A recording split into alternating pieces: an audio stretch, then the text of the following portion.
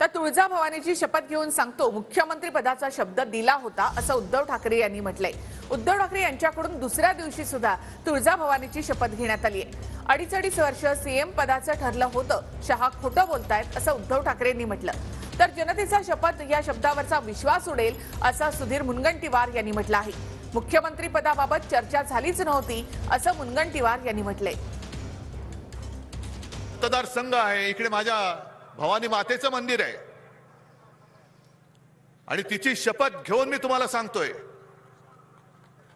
की अमित शहाने मला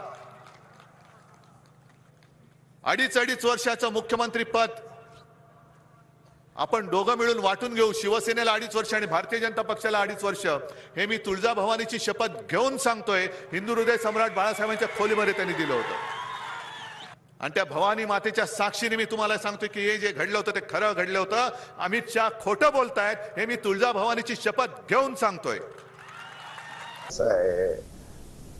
कमीत कमी लोकांना शपथ या शब्दावरचा विश्वास संपेल असं करण्याची आवश्यकताच नाही। कोणतीही घोषणा झाली नव्हती।